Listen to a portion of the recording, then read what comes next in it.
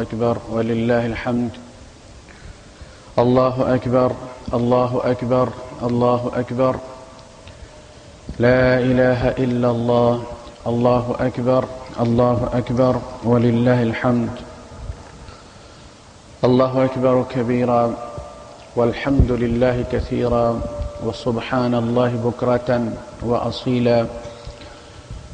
لا إله إلا الله وحده صدق وعده ونصر عبده وأعز جنده وهزم الأحزاب وحده.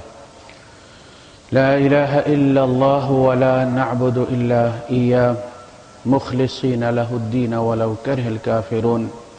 اللهم صل على سيدنا محمد وعلى آل سيدنا محمد وعلى أصحاب سيدنا محمد وعلى أزواج سيدنا محمد وعلى ذرية سيدنا محمد وبارك وسلم تسليما كثيرا كثيرا.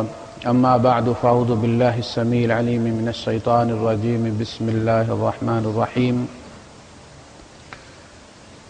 قال تعالى: للذين أحسنوا الحسنى وزيادة ولا يرهق وجوههم قتر ولا ذلة أولئك أصحاب الجنة هم فيها خالدون.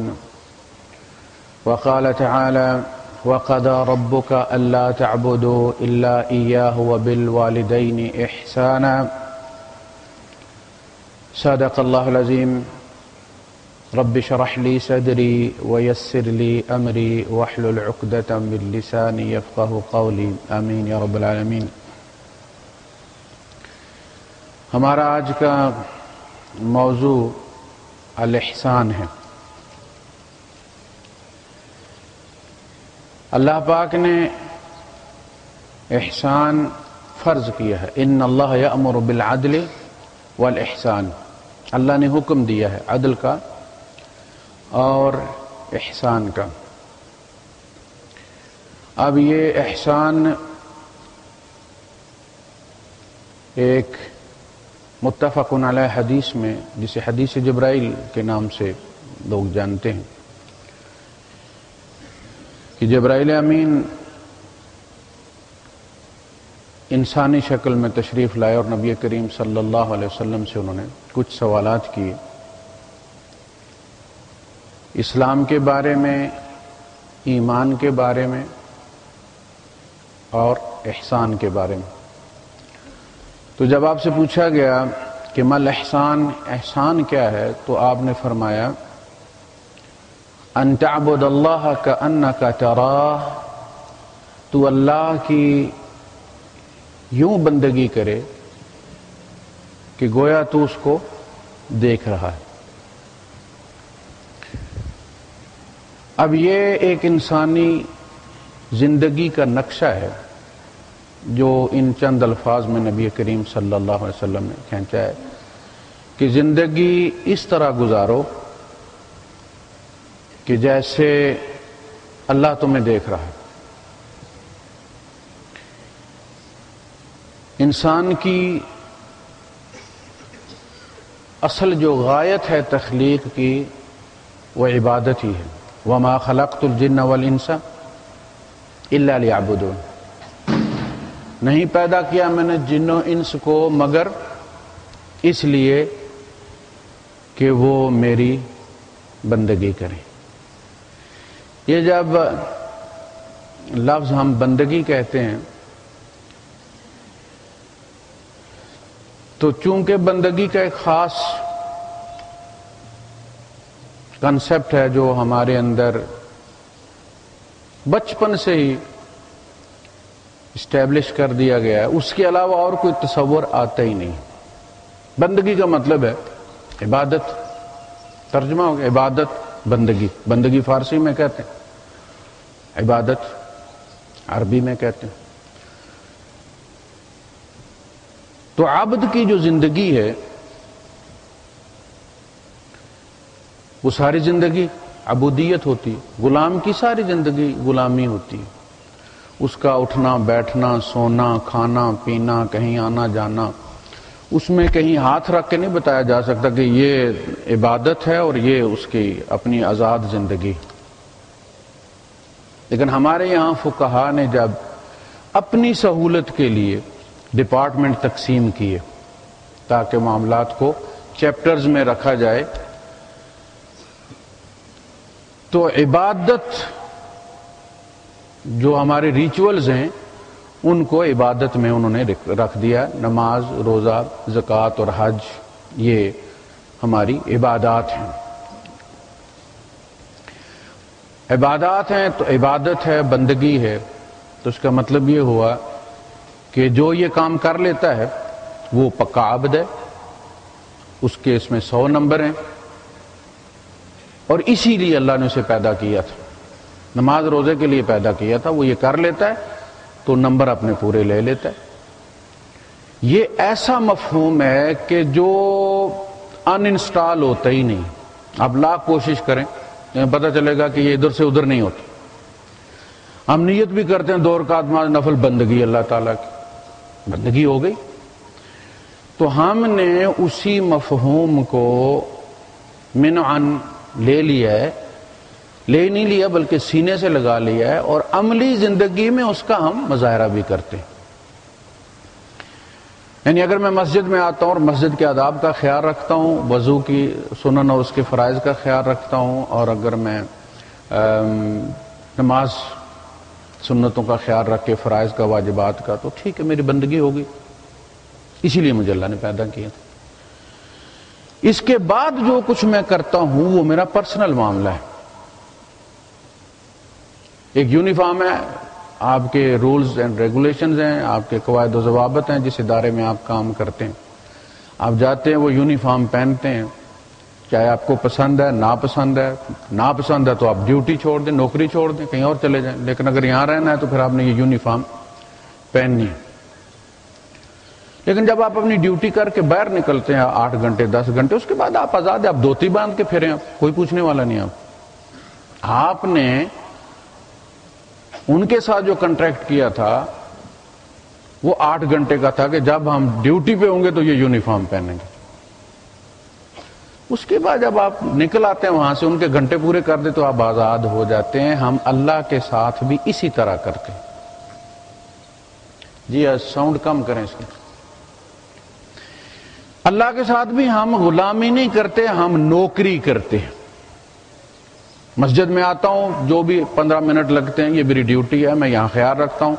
ٹوپی جیب سے نکل کے سر پہ چلی جاتی ہے، شلوار ٹخنوں سے اوپر ہو جاتی ہے، ٹھیک ہے، میں نے خیال کر لیا. جو ہی مسجد سے نکلنا شروع ہوئے تو اب میرا پرسنل معاملہ شروع ہو گیا. اللہ پاک کو یہاں مداخلت نہیں کرنی چاہیے. 70s میں 71 کی جنگ کے بعد اسکولوں اور کالجوں میں جو حضرات میرے ساتھ میری عمر کے ہیں ان کو پتہ ہوگا کہ شروع کیا گیا تھا ایک جان باز فورس کا قیام. اس میں فوج سے کوئی حوالدار وغیرہ آتے تھے جو ہمیں ٹریننگ دیا کرتے تھے. تو ہماری سہولت کے لیے انہوں نے جو ان کی انگلش کاشن تھے ان کو انہوں نے فارسی میں تبدیل کر دیا تھا، اردو میں تبدیل کر دیا تھا. تو جب وہ اٹینشن کہنا چاہتے تھے تو وہ کہتے تھے ہوشیار باش، اور جب سٹینڈ ایٹ ایز کہتے تھے تو کیا کہتے تھے؟ جیسے تھے. جب ہم مسجد میں آتے ہیں تو ہوشیار باش، جب دکان پہ جاتے ہیں تو جیسے تھے چور کے چور. یہ ہمارا کردار. تو سب سے پہلا جو مسئلہ جس پہ کوئی چیز اثر کرتی نہیں، پورا قرآن آپ پڑھ لیں کوئی اثر نہیں ہوتا. بندگی کے لیے پیدا کیا، بندگی ہم کر رہے ہیں، 10 منٹ لگ گئے. اچھے طریقے سے ٹک کر نماز پڑھیں 1 گھنٹہ لگتا ہے 5 نمازوں میں ٹوٹل. 23 گھنٹے آزاد ہیں، آپ جو مرضی کریں. ایسا نہیں ہے. قرآن حکیم اس عبدیت کی خود تفسیر بیان کرتا ہے. کہا جاتا ہے نا کہ القرآن یفسر بعضہ بعضا، قرآن اپنی تفسیر خود کرتا ہے. اور یہ آیت ہم قربانی دیتے ہوئے پڑھتے بھی ہیں. قل ان صلاتی ونسکی ومحیای ومماتی للہ رب العالمین. صلاتی و نسکی عبادت ہو گیا جس کو ہم عبادت کہتے ہیں. اللہ جس کو عبادت کہتا وہ کوئی اور ہے، اس میں جینا اور مرنا بھی شامل ہے ساتھ میں۔ وَمَحْيَايَ وَمَمَاتِي، میرا جینا میرا مرنا اللہ کے لیے، جس طرح میری نماز میرا روزہ میری قربانی اللہ کے لیے، میرا جینا مرنا اللہ کے لیے، ایک ایک سانس اللہ کے لیے، اس کا نام ہے عبدی۔ عبد جو کرتا ہے وہ عبدیت ہوتی ہے، غلام جو بھی کرتا ہے وہ غلامی ہوتی ہے، اس میں تو آزادی کا تصور نہیں نا۔ تو سب سے پہلے یہ کنسپٹ درست کر لیں کہ ایک مومن کی زندگی کا ہر شعبہ عبادت، جس فیلڈ کے بارے میں، شعبے کے بارے میں اللہ اور رسول کے احکامات موجود ہیں ان کو ماننا عبادت،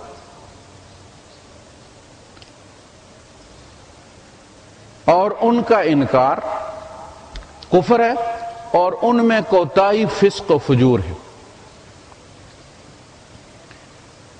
تو جب یہ کہا گیا کہ ان تعبد اللہ، تو اللہ کی یوں غلامی کرے کأنک ترا، گویا تو اس کو دیکھ رہا ہے۔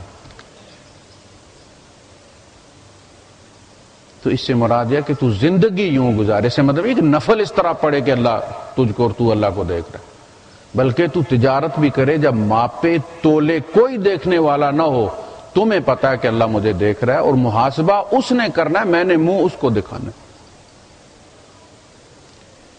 جب تک یہ چیز کلیئر نہیں ہوگی کچھ بھی نہیں بگڑے گا ہمارا۔ ہم قرآن سنتے رہیں گے، تقریریں سنتے رہیں گے، اثر کوئی نہیں ہوگا۔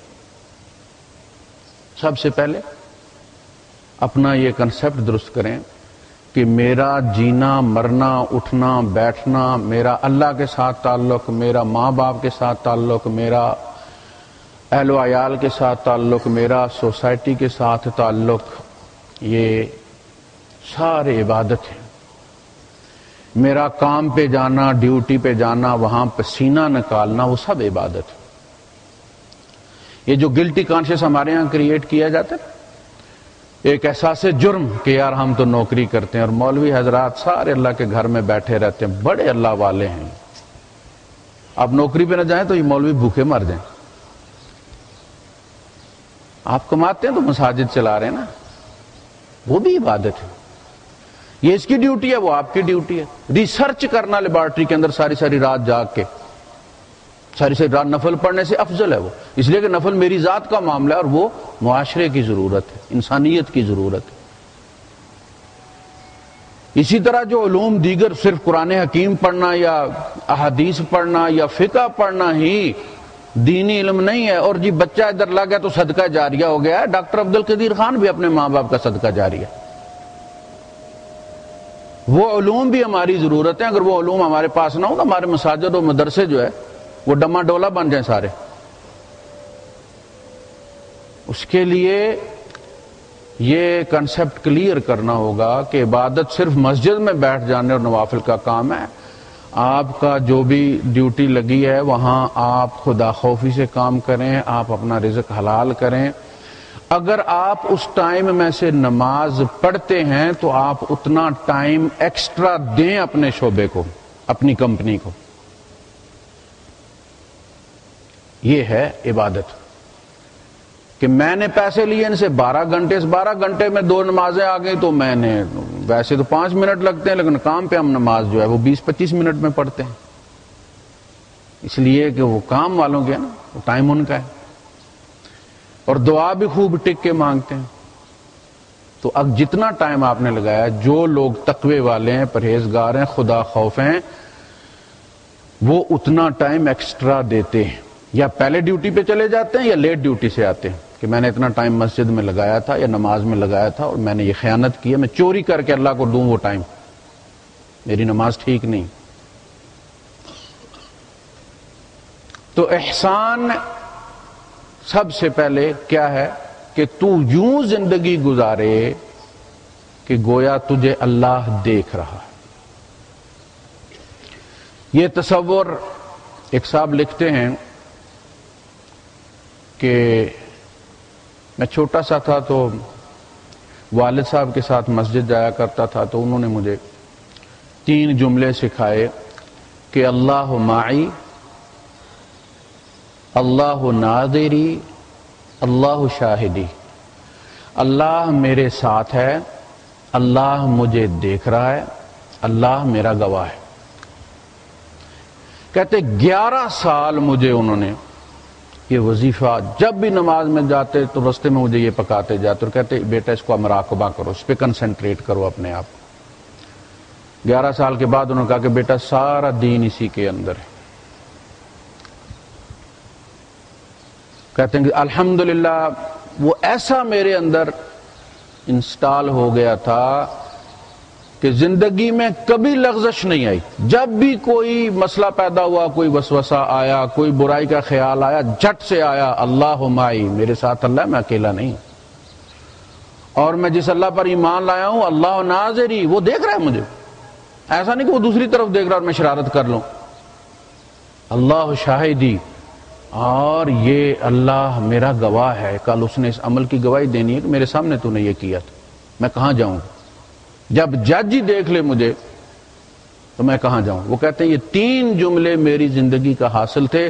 میں نے بڑی بڑی کتابیں بعد میں پڑھی ہیں، لیکن میں نے دیکھا کہ یہ ساری کتابیں ان 3 جملوں کے گرد پھرتی ہیں۔ اللہ میرے ساتھ ہے، اللہ مجھے دیکھ رہا ہے، اللہ میرا گواہ ہے۔ بس آپ دکان میں ہیں، آپ بازار میں ہیں، آپ مسجد میں ہیں، یہ ایسا نہیں کیمرہ صرف مسجد میں لگا ہو، یہاں بڑے تابع دار ہو گئے اور بڑے سلیقہ مند ہو گئے اور باہر نکلے تو زندگی بدل گئی، پھر جیسے تھے ویسے ہو گئے۔ تو اللہ کے ساتھ احسان یہ ہے کہ اس کی غلامی کی جائے، ہر معاملے میں اس کا حکم مانا جائے، فائنل اتھارٹی وہ ہے۔ اگر اس کا حکم پورا ہوتا ہے اور کوئی ناراض ہوتا ہے تو ہوتا رہے، اگر اس کا حکم توڑنے میں کوئی اور خوش ہوتا ہے تو مجھے اس کو خوش نہیں کرنا۔ میں یہ افورڈ نہیں کر سکتا کہ میں اللہ کو ناراض کر کے کسی کو خوش کروں۔ یہ اللہ کے ساتھ ہم احسان ہے۔ پھر ماں باپ کے بارے میں فرمایا وَقَضَىٰ رَبُّكَ أَلَّا تَعْبُدُوا إِلَّا إِيَّاهُ۔ دیکھیے کیسا جوڑا ہے، تیرے رب نے یہ فیصلہ کر دیا ہے، یہ نان نیگوشیبل ہے، اس پہ کوئی نظر ثانی نہیں ہو سکتی، یہ آخری کتاب ہے، ایسا نہیں کہ آئندہ کوئی کتاب آئے گی اور یہ بدلی ہو جائے گا۔ تیرا رب یہ فیصلہ کر چکا ہے کہ اس کے سوا کسی کی غلامی نہیں کی جائے گی۔ وَبِالْوَالِدَيْنِ احسانا، اور ماں باپ کے ساتھ احسان کرنا، ماں باپ کے ساتھ۔ اچھا احسان فارسی میں اس کو ٹرانسلیٹ کرتے ہیں حسن پیدا کر دینا، اصل میں احسان جو ہے یہ فعل ہے۔ احسان ہم تو نام رکھتے ہیں نا بندے کا احسان، احسان فعل ہے، حسن پیدا کردن۔ آپ عبادت کریں تو حسن پیدا کر دیں، اس میں رکوع کریں تو رکوع میں حسن پیدا کر دیں، سجدہ کریں تو سجدے میں حسن پیدا کر دیں، روزہ رکھیں تو روزے میں، حج کریں تو حج میں، زکوٰۃ دیں تو زکوٰۃ کے اندر حسن پیدا کر دیں۔ حسن پیدا کردن اصل میں احسان، یہ فعل ہے۔ اللہ اور بندے کا تعلق ہو تو حسن، آپ کا اور والدین کا تعلق ہے تو حسن پیدا کریں، پتہ چلے یہ بیٹا کسی کا، بتانے کی ضرورت نہ ہو، دیکھنے والے کو خود پتہ چل جائے کہ یہ ان کا بیٹا ہے۔ اور اس کے لیے اللہ پاک نے طریقہ بتایا وَاخْفِضْ لَهُمَا جَنَاحَ الذُّلِّ، کندھے جھکا کے رکھو ان کے سامنے، ان کی کسی بات پہ اف مت کہو۔ اف سب سے چھوٹا کلمہ ہے جو کسی ناگوار بات پہ کہا جا سکتا ہے، اللہ نے اس سے بھی منع کر دیا۔ نبی کریم صلی اللہ علیہ وسلم سے پوچھا گیا کہ اللہ کے رسول عقوق کیا ہے، نافرمانی کس کو کہتے ہیں ماں باپ کی؟ آپ نے فرمایا تیرا اپنے ماں باپ کو تیز نظر سے دیکھنا نافرمانی ہے۔ ایک ہوتا ہے نا کہ کہتے کچھ نہیں ہے منہ سے لیکن دیکھتے ایسے ہیں کہ کچا کھا جائیں گے، تو وہ کہ ہم نے اف نہیں کہا، فرمایا تیز نظر سے تیرا اپنے ماں باپ کو دیکھنا نافرمانی۔ اچھا پھر گھر والوں کے ساتھ، وائف کے ساتھ جو آپ کا تعلق ہے اس میں حسن پیدا کرنا ہے.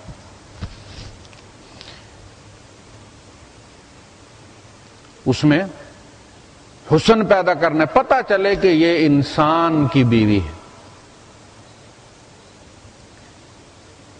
وہ پارٹنرشپ ہے نا، کنٹریکٹ ہے. تو جس طرح آپ کنٹریکٹ میں اپنے کفیل کے ساتھ جو آپ کے تعلقات ہیں یا پارٹنر کے ساتھ جو آپ کے تعلقات ہیں آپ چاہتے ہیں کہ اچھے ہوں، وہ اچھا آدمی ہو، اچھے طریقے سے ڈیل کرے، اسی طرح یہاں بھی کوئی آقا اور غلام نہیں ہے، کوئی بیوی غلام نہیں ہے، اس کے بھی حقوق ہیں، اس کے والدین کے بھی حقوق ہیں. عام طور پہ ہمارے یہاں ایک صاحب ابھی آئے بھی تھے 2-4 دن پہلے مسئلہ پوچھنے کے لیے کہ جی میرے ماں باپ کی خدمت کیا میری بیوی کی ذمہ داری ہے. اکثر ہمارے یہاں گھر جو 80% اجڑتے ہیں اسی بات پہ اجڑتے. ماں باپ بھی بچے کی شادی بچے کی ضرورت دیکھ کے نہیں کرتے، اپنی ضرورت دیکھ کے کرتے کہ اب کام والی چاہیے. امی کو شوگر ہو گئی ہے تو بیچاری نہیں اتنا کام کر سکتی، تو اب انہیں یہ نہیں کہ بیٹے کی کیا ڈیمانڈ ہے، پڑھی لکھی ہونی چاہیے. وہ کہتے پڑھی لکھی تو کام نہیں کرے گی، امی کا مقصد پورا نہیں ہوگا. تو پھر ایک امی برتن دھونے کے لیے لے آتی 8-10 سال کے بعد، لڑکا پھر ایک اپنی مرضی کی لے آتا. تو موسٹلی کام کی نیت سے ہی ہمیں ایک ایسی نوکرانی چاہیے ہوتی ہے جو تنخواہ نہ لے اور کام سارے کرے. یہ فلپینوں سے بھی سستا پیکج ہے. وہ بھی ہوتی ہے نا، وہ ڈرائیور بھی ہوتی ہے، گاڑی بھی دھوتی ہے، بچے بھی تیار کرتی ہے، اسکول بھی چھوڑ کے آتی ہے، بابا کی خدمت کرتی ہے، ماما کی خدمت کرتی ہے، لیکن پھر بھی کوئی 200-400 لیتی ہے. فری میں کام کرے، بہو کے نام پر آئے. اگر کوئی کلیم کر دے کہ مجھے گھر چاہیے، کمرہ چاہیے، تو بس جی اب طلاق دینی ہے. تو جی وہ میری بیوی کے ذمہ ہے. میں نے کہا بھائی صاحب یہ تو معاملہ جو ہے یہ تو گیو اینڈ ٹیک والا ہے. آپ اس کے ماں باپ کا خیال رکھیں، وہ آپ کے ماں باپ کا خیال رکھیں گے. اصول تو یہی ہے نا کہ آپ کے ماں باپ اس کے لیے کوئی پیغمبر نہیں بن گئے، وہ اس کا فادر ان لا اور مدر ان لا ہے. اس کی ماں اور باپ آپ کا فادر ان لا اور مدر ان لا ہے. یہ کوئی نبی نہیں ہے تیرا باپ اس کے لیے کہ جس کا کلمہ نہ پڑے تو وہ کافر ہو جائے گی. تو اگر اپنے سسرال کو جوتے کی نوک پہ لکھے گا نا تو وہ بھی اونچی ایڑی والی جوتی پر لکھے گی تیری اماں ابے کو. حسن پیدا کر دیں. تو اس کی ماں کو اپنی ماں بنا، وہ تیری ماں کو اپنی ماں بنا لے. تو خیال رکھ اس کی ضرورتوں کا. اگر اس کے ماں باپ تنگی تکلیف میں ہیں تو کہے بغیر پیسہ بھیج، خرچہ بھیج ان کو، تو بیٹا ہے ان کا. پھر وہ تیرے بھیجنے پر، تیرے بھائیوں کو بھیجنے پر وہ اعتراض نہیں کرے گی. تو ہمارے یہاں یہ کہ جی میری ساری آیتیں، ساری صورتیں، ساری حدیثیں میری امی کے بارے میں نازل ہوئی ہیں. وہ میری امی کے قدموں کے نیچے جنت ہے. اس کی امی نے تھوڑے اس کو پیٹ میں رکھا ہے، تھوڑے تکلیف سے جنا ہے. وہ جو قرآن میں آتا ہے نا، حملتہ امہ وہنا علی وہن، اس کی ماں نے اس کو تنگی پر تنگی برداشت کر کے اٹھایا ہے. تو وہ تو لڑکے کی ماں تنگی پر تنگی برداشت کرتی ہے، لڑکی کی تھوڑی کرتی. اور فیس تو میرے ماں باپ نے مجھے پڑھانے پر دی ہے، لڑکی کے ماں باپ نے اس کو پڑھانے میں فیس تھوڑی دی ہے. وہ تو بیر بھیجا کرتے تھے ماسٹر صاحب کے کھانے کے لیے. انہوں نے پیسہ لگا کے بیٹی پڑھا کے آپ کے حوالے کر دیے، اس لیے کہ کل آپ ان کو گالیاں دیں. تو میاں بیوی کے تعلقات میں حسن پیدا کردن کا مطلب یہ ہے کہ جس چیز سے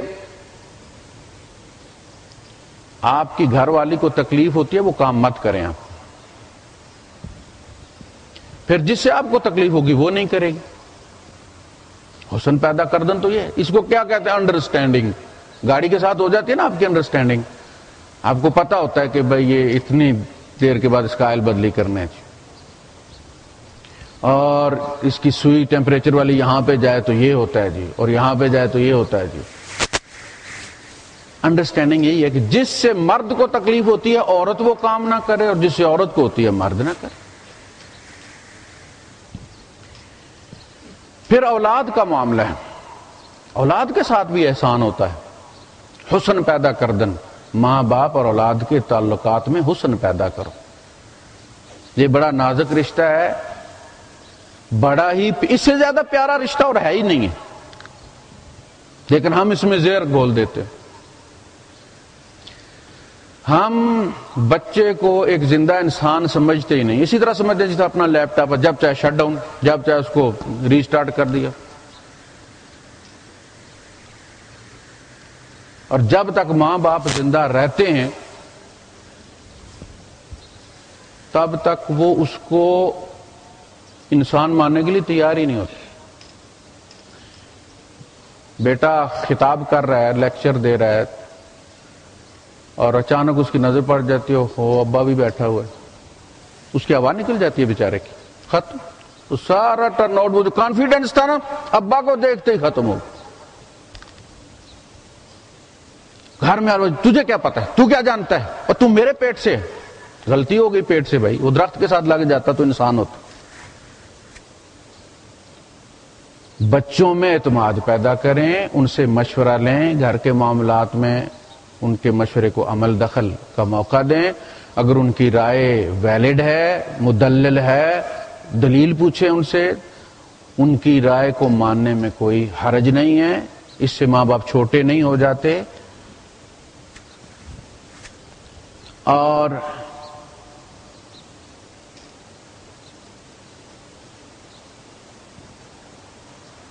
ماں باپ کا کام ہے اعتماد پیدا کرنا بچے میں. بچہ نارمل بات بھی کرے تو ماں باپ یوں لیں گے جیسے یہ نیوٹن کے بعد پہلا آئیڈیا ہے. بھائی کیا بات ہے، اس نے جو سیب کو دیکھ کے جو سر میں لگا تھا، جو سوچا تھا میرا بیٹا نیوٹن سے بھی بڑا ہے، تو بچہ کہتا ہے واقعی یار میرے ماں باپ میری تعریف کر رہے ہیں. ماں باپ سے اپنی تعریف کروانا آج کل جوئے شیر لانے کے مترادف. ان کو گلے ہی رہتے ہیں. بہت سارے لوگوں کے بیٹوں کی لسٹ ان کی جیب میں رہتی ہے، فلاں کا بیٹا یوں کر کے آیا، اور فلاں کا بیٹا تو کم بخت کیا کرتا ہے، اور اس نے یہ کیا، اس نے یہ کیا، اس نے ساری.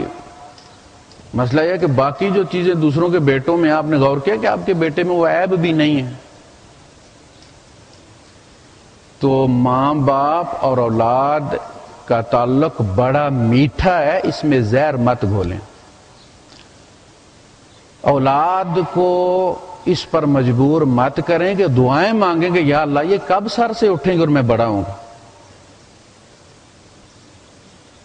اپنی موجودگی میں ان کے اندر اعتماد پیدا کریں. فیصلے کر دیکھنا، آپ جتنے زیادہ پیسے والے ہیں کل اتنے بڑے فیصلے کرے گا آپ کا بیٹا. اپنی زندگی میں فیصلہ کروا لیں اس. غلط کرے گا نا تو آپ فالو اپ کے لیے موجود ہے، پلان بی موجود ہے، ابا موجود ہے نا، ٹھیک ہو جائے گا. کل وہ آپ کے بغیر جب فیصلے کرے گا اور غلط کرے گا تو پھر اسے سنبھالنے والا کوئی نہیں ہوگا. مگر ساری زندگی دو سٹیئرنگ والی گاڑی چلا کے نہیں گزاری جا سکتی. آپ تعلیم لینے جاتے ہیں نا، سال بعد، حالانکہ آپ مہینے میں جب تعلیم ٹرائی دینے جاتے تو اس سے کوئی 3-4 گھنٹے لے لیتے ہیں آپ، اور پھر آپ کو لائسنس دے دیا جاتا کہ اب یہ ایک سٹیئرنگ والی گاڑی چلا سکتا ہے، اس کے اندر اعتماد آ گیا، انطلاق مضبوط، جا گاڑی ٹھیک نکالتا ہے. اگر اسے کہا جائے یہاں روکو تو اسے پتا ہے کہ یہ نہ روکنے والی جگہ نہیں روکتا. تو آپ کی جان دو سٹیئرنگ والی گاڑی سے چھوٹ جاتی ہے نا. لیکن ابا 60 سال ساتھ رہے تو وہ نہیں چھوڑتا سٹیئرنگ. نہیں فیصلے اولاد کو کرنے دیتے یہ لوگ. اولاد کی اپنی زندگی کے فیصلے نہیں کرنے دیتے. زندگی اس نے گزارنی ہے، بیوی ماں باپ پسند کر رہے ہیں، اور تم نے تو سالوں 2 سالوں 4 سالوں چلے جانا، اس کو پیچھے عذاب میں ڈال کے. وہ فاتحہ پڑھنے آئے گا قبر پہ یا گالیاں دینے آئے گا؟ اس نے زندگی گزارنی ہے. ہم جب اپنا انتخاب کریں گے نا تو اپنے زمانے کا جو ہمارا ونڈوز ہے نا 98 اس کے مطابق کریں گے، اور وہ اس وقت ونڈوز 7 چل رہا ہے. اس کو اپنا پروگرام چاہیے جو ونڈوز 7 پہ چل سکے. ہم اپنے زمانے کا انتخاب کرتے ہیں، بیٹا ایسی بہو چاہیے مجھے، تو اس کی اپنی زندگی کے فیصلے اس سے کرنے. اسی لیے لوگ 2-2 3-3 کرتے ہیں. اس میں پہلی مسٹیک یہ ہوتی ہے کہ ان کی پسند کو کوئی عمل دخل نہیں دینے دیا جاتا، اماں ابا زبردستی کرتے ہیں، پہلے ہی وہ لگا لیتے ہیں کہ اپنی بہن کے یہاں سے بیان ہے، اس کی بہن کے یہاں سے بیان، فلاں کا میرے اوپر بڑا احسان ہے، دبئی جب میں آیا تھا اس نے ٹکٹ دیا تھا، بس اس کے گھر سے کرنا ہے، تو بیٹا نہ ہو گیا قربانی کا دمبا ہو گیا۔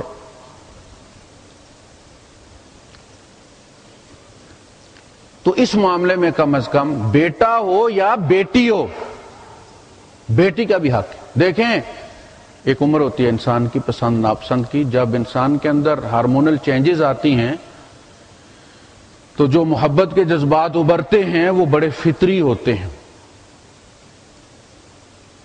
اور اللہ تعالیٰ انہی جذبات کے دوران وہ پیوند لگاتا ہے جس سے نسلیں چلتی ہیں۔ یہ اگر اسی دوران دیکھیں آپ دو چیزیں جوڑنا چاہتے ہیں نا، اس کو بھی گرم کیا اس کو گرم کیا، تو ٹھنڈا ہونے سے پہلے آپ جوڑ دیتے ہیں نا، اس کو ٹھنڈا ہو جائے تو پھر اس کا فائدہ کوئی نہیں۔ اگر محبت کرنے کی عمر میں محبت نہ ہو، پسند کرنے کی عمر میں پسند نہ ہو، تو پھر یہ ساری زندگی یہ ٹرپ ہوتا ہی رہتا ہے۔ پھر 50 سال کی عمر میں وہ میٹر چلنا شروع ہو جاتا ہے، پسند ناپسند، چھپ چھپ کے شادیاں ہوتی ہیں پھر، اس لیے کہ وہ بھی سیٹسفائی نہیں ہوا نا وہ جذبہ، وہ جو پسند والا اللہ پاک نے رکھا ہے، آپ نے اسے اس کی عمر میں سیٹسفائی نہیں ہونے دیا، اس کی پسند پوچھی ہی نہیں، لہذا وہ جذبہ اپنی جگہ موجود تھا۔ اسی طرح جیسے ہمارے علاقے میں کشمیر میں بارڈر کے اوپر بالکل 1965 کی جنگ کے بم زمین میں دفن ہے، ہماری زمینوں میں دفن، بم آیا اور چلا گیا زمین کے اندر، پھٹا نہیں۔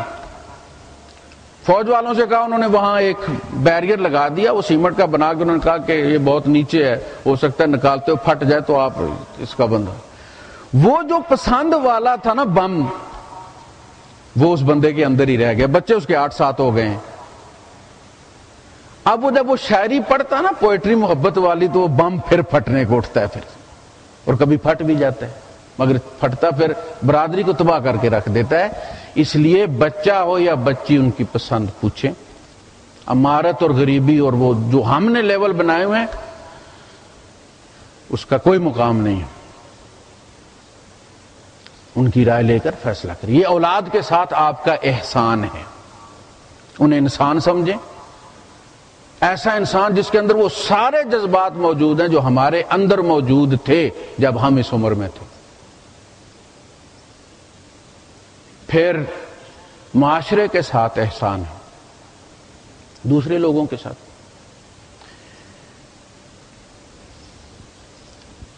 اللہ پاک نے ارشاد فرمایا، میں نے عرض کیا تھا پہلے، کہ جس کو ہم نے عبادت کے نام پر الگ کیا ہے نا، وہ ایک وقتی فقہی تقسیم تھی، نہ اللہ نے اس کو تقسیم کیا نہ رسول نے تقسیم کیا، وہ آپس میں گڈ مڈ ہے۔ سورہ البقرہ میں فرمایا وَقُولُوا لِلنَّاسِ حُسْنًا وَأَقِیمُوا الصَّلَاةَ، لوگوں کے ساتھ اچھے طریقے سے بات کرو اور نماز قائم کرو۔ دونوں چیزیں فرض ہو گئیں کہ نہیں؟ آپ نے نماز کو چمٹی سے پکڑ کر نا ایسے کر کے تو سائیڈ پہ کر دیا کہ یہ تو ہو گئی عبادت، یہ ہو گئی فرض۔ باقی لوگوں کو گالیاں بے شک دو، وہ فرض نہیں ہے، وہ آپ کے موڈ پر ہے۔ روزہ نہیں رکھا ہوا تو اچھے بولو، روزہ رکھا ہوا تو ہر ایک کو کاٹ کھاؤ پھر، اور ساتھ کو کہ تمہیں پتہ نہیں میں نے روزہ رکھا ہوا ہے۔ روزہ نام کس کا ہے؟ صبر کا۔ روزہ ہی تو صبر سکھاتا ہے۔ تو لوگوں سے اچھے طریقے سے بات کرنا عبادت ہے، اسی طرح فرض ہے جس طرح نماز فرض ہے۔ یہ کوئی ہمارے موڈ پہ نہیں چھوڑا گیا، جیسے نماز نہیں نا ہمارے موڈ پہ چھوڑی گئی۔ لہذا آپ دیکھیں کہ نبی کریم صلی اللہ علیہ وسلم نے اس فرض کو کس طرح نبھایا ہے کہ آپ کے گلے میں کپڑا ڈالا گیا مگر آپ نے بد کلامی نہیں کی۔ پورا دن 5 نمازیں نبی کریم صلی اللہ علیہ وسلم کو بندہ لے کر یرغمال بنا کر مسجد میں بیٹھا رہا ہے، میرا مال واپس کرو۔ آپ نے فرمایا تم سے میں نے فلاں وقت کا ٹائم لیا تھا میں نے، اور تم پہلے آ گئے ہو، میرے پاس نہیں ہے۔ اس نے کہا جی آپ کے پاس نہیں ہے میں نہیں جانتا، مجھے اب ضرورت ہے، مجھے چاہیے۔ آپ نے فرمایا میں کیا کر سکتا ہوں، میرے پاس تو ہے نہیں۔ انہیں جب تک دیں گے نہیں میں جانے نہیں دوں گا۔ آپ صرف نماز پڑھتے تھے اور اس کے پاس بیٹھ جاتے تھے، جرغمال، اور صحابہ اس کو آنکھیں دکھاتے تھے اور کہتے تو باہر نکل، ادھر تو حضور ہے نا، تو بچا ہوا، تو باہر نکل، تیرا بندوبست کرتے ہیں۔ نبی کریم صلی اللہ علیہ وسلم نے وہ اشارے دیکھ لیے، آپ نے فرمایا اسے ڈراؤ مت، یہودی تھا، اسے ڈراؤ مت، تمہارا کام یہ ہے کہ اس سے حسن طلب کا مطالبہ کرو، تلقین کرو، اور مجھے حسن ادائیگی کا مطالبہ کرو کہ اگر جس نے قرض دیا تھا اس کو ضرورت پڑ گئی ہے، پہلے آ گیا ہے، تو آپ کہیں سے ارینج کرنے کسی اور سے قرض لے کے دے دیں اسے، مجھے یہ سمجھاؤ، اور اس کو سمجھاؤ کہ جو ٹائم کسی کو دیا کرتے ہیں اس ٹائم کا احترام کیا کرتے ہیں۔ عشاء کی نماز پڑھ کے وہ یہودی مسلمان ہو گئے۔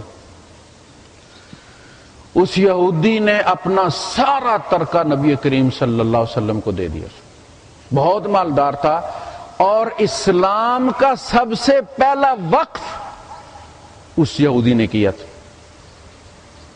اسلام میں جو سب سے پہلے وقف ہوا تھا وہ اس یہودی کی، بہت مالدار یہودی تھا خیبر کا، اور اس کے ساری جائیداد وقف کی گئی، اور پھر اس سے آگے اصحاب صفہ کو بھی ملتا تھا، اور جو بھی مہمان آیا کرتے تھے، جو بھی تنگ دست آیا کرتے تھے، وہ اصلاً نبی کریم صلی اللہ علیہ وسلم کا حسن سلوک کا امتحان لے رہا تھا۔ وہ جو انہوں نے پڑھی تھی نا تورات میں آخری نبی کے بارے میں کہ وہ اتنے تحمل والے ہوں گے، تو وہ امتحان چل رہا تھا۔ تو لوگوں کے ساتھ اچھے طریقے سے بات کرنا بھی فرائض میں شامل ہے۔ اسی طرح آپ دیکھتے ہیں کہ احادیث میں جتنی عبادات کے معاملے میں نے کہا نا کہ چونکہ عبادت کو تو ہم سمجھتے ہیں کہ اس کے بارے میں تو اللہ ضرور پوچھے گا، اور اس کی تو چھوٹی چھوٹی بات کا خیال رکھنا ہے، اور جس چیز کے ساتھ عبادت نام لگ جائے ہمیں فکر لگ جاتی ہے، پریشان ہو جاتے ہیں۔ وہ جی قربانی دینی ہے تو بال کاٹنے کے نہیں کاٹنے، جی ناخن، حالانکہ یہ مستحب ہے، اس کے ہونے یا نہ ہونے سے قربانی کے اجر پر کوئی فرق نہیں پڑتا۔ کتنی فکر ہے، یہ فکر ہمیں اپنے سوشل معاملات میں ہے، پڑوسی کے ساتھ کہیں میری کسی بات سے اس کو تکلیف نہ ہو جائے، کبھی یہ فکر ہوئی ہے؟ نہیں، چونکہ وہ عبادت نہیں نا۔ حالانکہ جتنی وعیدیں سوشل معاملات میں آئی ہیں عبادات کے بارے میں نہیں آئی۔ نبی کریم صلی اللہ علیہ وسلم نے 3 بار قسم کھا کے کہا ہے کہ اللہ کی قسم وہ مومن نہیں ہے، واللہ لا یؤمن، اللہ کی قسم وہ ایمان والا نہیں، اللہ کی قسم اس کا ایمان نہیں، جس کا پڑوسی اس کے شر سے تنگ ہے۔ وہ حاجی ہو سکتا ہے، نمازی ہو سکتا ہے، الحاج ہو سکتا ہے، مفتی ہو سکتا ہے، مولانا ہو سکتا ہے، فلاں ہو سکتا ہے، لیکن نبی کہہ رہے ہیں کہ اللہ کی قسم وہ مومن نہیں، صرف پڑوسی تنگ ہے۔ اور یہ نہیں کہ وہ پڑوسی کوئی حافظ صاحب ہیں، قاری صاحب ہیں، امام مسجد ہیں، وہ بے نمازی بھی ہو سکتا، صرف پڑوسی، صرف پڑوسی ہے، اصل میں وہ تیرا ٹیسٹر ہے۔ آپ لگا کے دیکھتے ہیں نا، وہ پڑوسی نیک ہے یا بد ہے، مگر تیرا ٹیسٹر ہے کہ ایمان تیرے اندر ہے یا نہیں ہے۔ جب تیرا پڑوسی تنگ ہے تو محلے والے کہاں خوش ہوں گے بھائی؟ دیکھنا اصولی طور پہ جو چیز جہاں ہوتی ہے وہاں سستی ہوتی ہے۔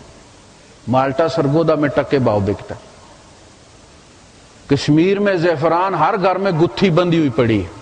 میاں امام صاحب نے فرمایا کیسر سستا ہے، اس کو کیسر کہتے ہیں، ہمارے یہاں عورتوں کے نام بھی کیسر ہوتے ہیں، کیسر زعفران کو کہتے ہیں۔ کیسر سستا ہے کشمیرے، پوچھو مل لاہوروں، لاہوری سے پوچھیں آپ زعفران کتنے کا ملتا، پستہ تے بادام محمد سستے ملن پشوروں۔ اگر تیرے اندر نیکی ہے تو سستی ملنی چاہیے تھی نا پڑوسی کو. اگر اس کی جان نکل گئی ہے نیکی نہیں ملی تو اس کا مطلب ہے تو بہت بڑا فراڈ ہے.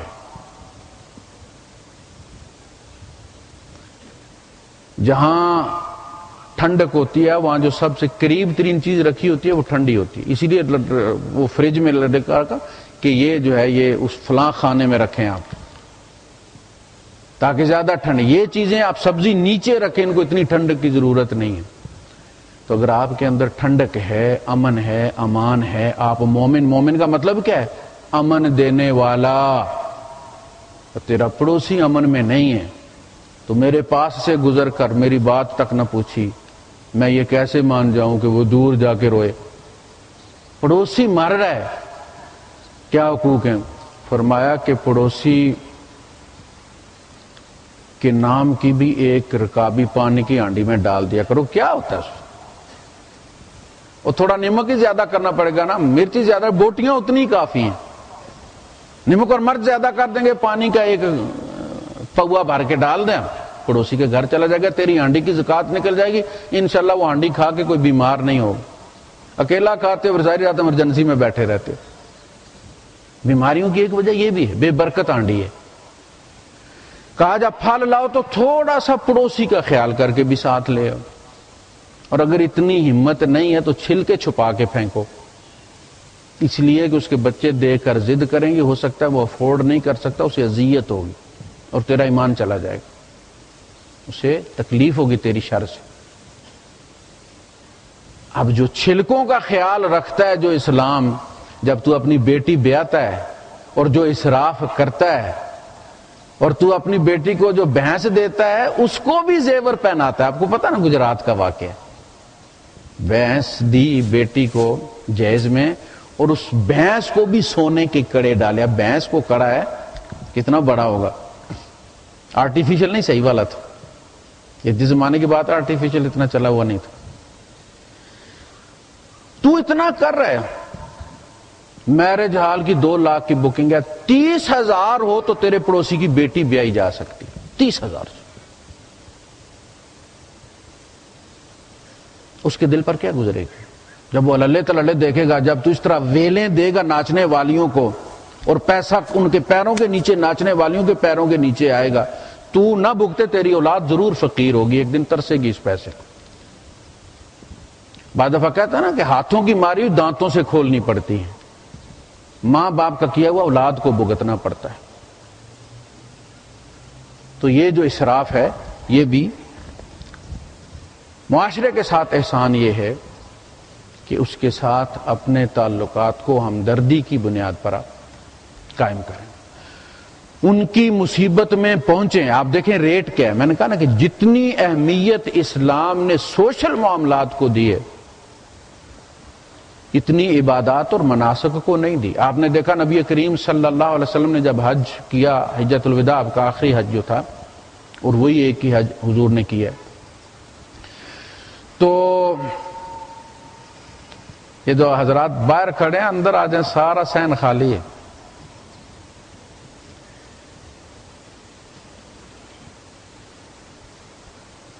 آپ سے پوچھا گیا کہ میں نے قربانی دے دی ہے، سر نہیں منڈایا، سر منڈا دیا ابھی قربانی نہیں دی.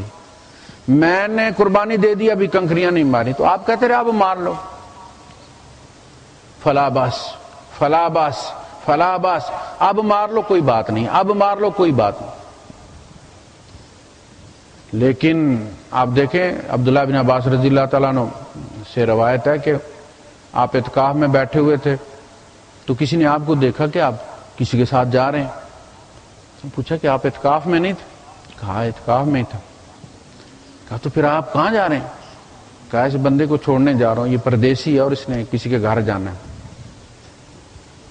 تو نے کہا اعتکاف کا کیا بنے گا؟ آپ نے فرمایا بھائی میں نے نبی کریم صلی اللہ علیہ وسلم سے یہ سنا ہے کہ جب کوئی مومن کسی مومن کے کام کے لیے نکلتا ہے تو اسے ایک قدم پر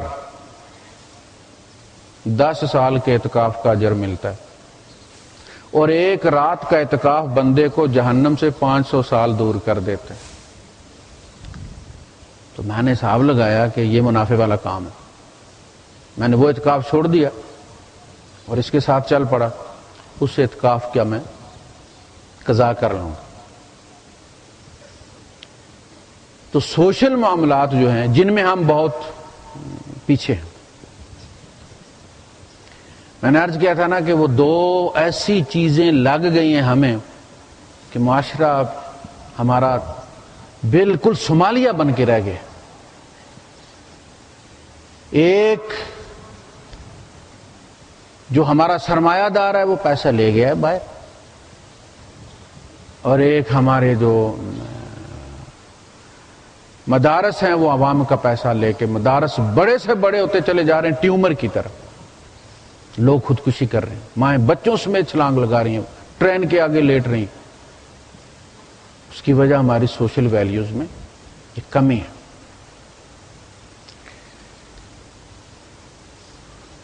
ہم ہمیشہ قربانی کے لیے کہتے ہیں، اس کی بھی وجہ یہ سوشل ہے۔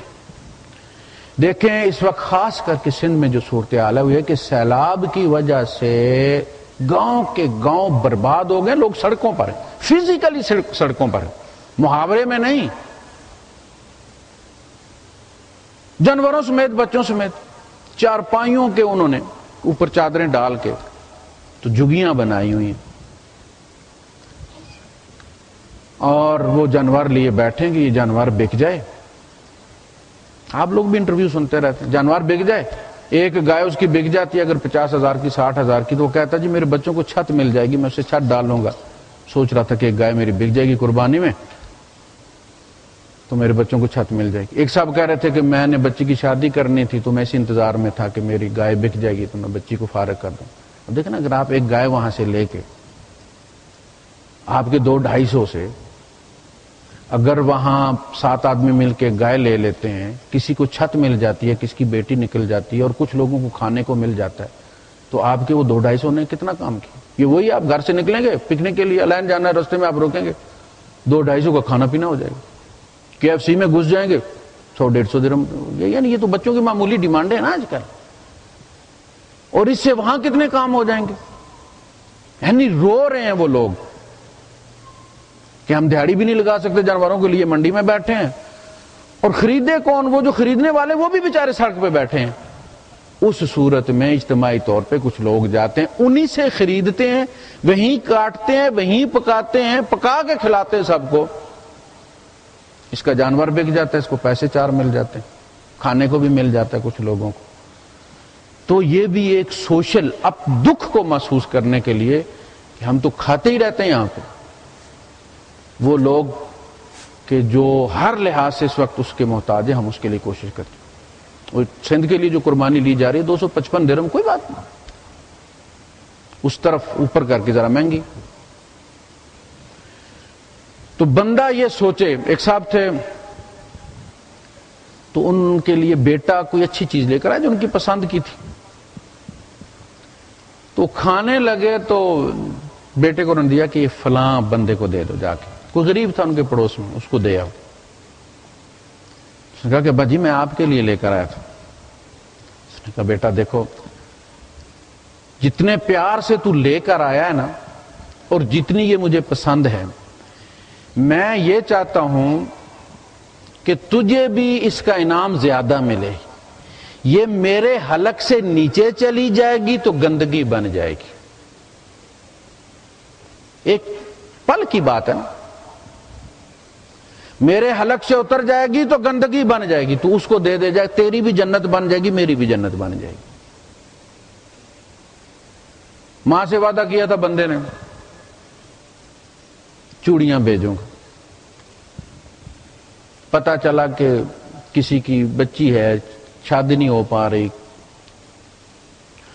اس نے سوچا وہ جو امی کی چوڑیاں تھیں ان کا اس نے اس بچی کو زیور دے کے دے دیا، اس بندے کو شادی ہو گئی۔ ماں کو اس نے خط لکھا، اس نے کہا اماں میں نے آپ سے وعدہ کیا تھا کہ میں آپ کو چوڑیاں پہناؤں گا، لیکن پھر مجھے یہ خیال آیا کہ یہ چوڑیاں اتار لی جائیں گی، میں پہنا بھی دوں گا تو آج 80 سال بعد اتر جائیں گی، جب ماں مرے گی تو چوڑیاں اتر جاتی ہیں نا، انگوٹھی بھی اتار لیتے ہیں، بنیان بھی اتار لیتے ہیں. میں نے اکثر بنیانیں حالانکہ پھاڑنی نہیں چاہیے، گرم گرم جب ہوتی ہے ڈیڈ باڈی تو نکال لینی چاہیے، لیکن میں نے اکثر بنیانیں پھٹی ہوئی دیکھی. تو اماں اگر میں نے پہنا بھی دی تو یہ اتر جائے گی. میں وہاں آپ کو پہنانا چاہتا ہوں جہاں ہمیشہ آپ کے ہاتھوں میں رہیں، اترے نہیں. اماں میں نے ان کو جنت میں بھیج دیا. دیکھا، اس کا نام ہے عقل مندی، جسے اللہ پاک نے فرمایا نا ما عندکم ینفد، جو تمہارے پاس رہے گا وہ ختم ہو جائے گا. تمہیں اس کا تجربہ ہے، جو جو چیز میں نے تمہیں دی ہے ختم ہو گئی. وما عند اللہ باق، جو اللہ کے پاس بھیج دو گے بچے گا وہی.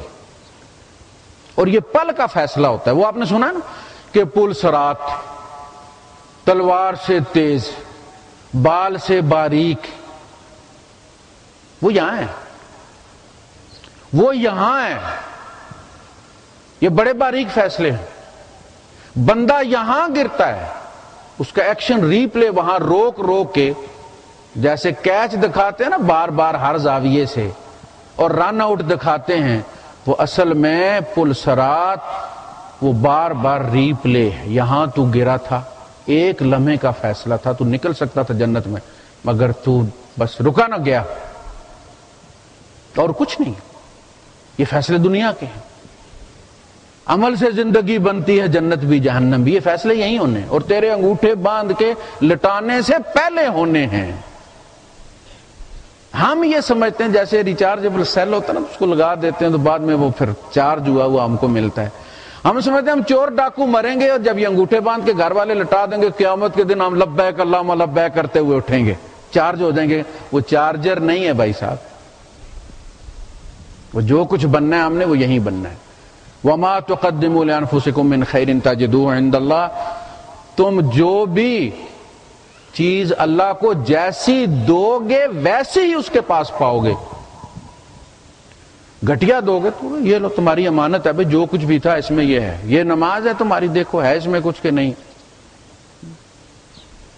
تو بھائی صاحب اللہ کے ساتھ احسان کہ اس کی بندگی میں کسی کو شریک مت کرو.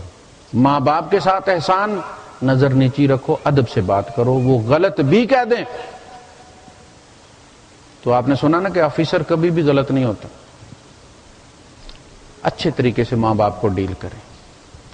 اور اولاد کے ساتھ احسان، اولاد میں کانفیڈنس بھریں، ان سے فیصلے اپنی زندگی میں کروائیں تاکہ غلطی ہو بھی جائے تو آپ سر پہ موجود ہیں، آپ اس کو کمپنسیٹ کر سکیں. آپ کے مرنے کے بعد وہ بڑے بڑے فیصلے کرنے کے قابل نہیں ہوگا اور گرے گا تو اٹھے گا نہیں. اور گھر والی کے ساتھ معاملات درست کریں اور معاشرے کے ساتھ عبادت سمجھ کے معاملات کو درست کریں. وہ عبادت والا کلاز اس پہ لگائیں، اس کو صرف وہ ہابی مت سمجھے کہ موڈ اچھا تو کر لیا، نہ ہوا تو نہ لیا. وآخر دعوانا الحمدللہ رب العالمین. ابھی ہم نماز شروع کریں گے تو طریقہ کار وہی ہے کہ ہم 4 تکبیریں واجب ہیں اس کے ساتھ. پہلی دفعہ اللہ اکبر کر کے ہم تو ہاتھ باندھ لیں گے اور ثنا پڑھیں گے. اس کے بعد پھر ہاتھ اٹھا کے اللہ اکبر چھوڑ دیں گے، دوسری بار ہاتھ اٹھا کے چھوڑ دیں گے، تیسری بار ہاتھ اٹھا کے چھوڑ دیں گے اور چوتھی بار ہاتھ اٹھا کے ہم باندھ لیں گے. نماز پہلی رکعت پوری ہو جائے گی. پھر دوسری رکعت میں اٹھ کے ہم فاتحہ اور دوسری سورت میں لائیں گے اور پھر رکوع میں جانے کی بجائے رکوع سے پہلے ہم 3 تکبیرات ایکسٹرا کہیں گے اس میں. تو یہ 6 تکبیریں، پہلی میں 3 اور 3 دوسری میں. 3 تکبیریں ہم کہیں گے، چوتھی تکبیر کے بعد پھر ہم نے رکوع میں جانا ہے. وہ رکوع کی تکبیر ہوگی، پہلی جو ہے وہ واجب تکبیرات ہوں گی. صفیں بنا لیجئے.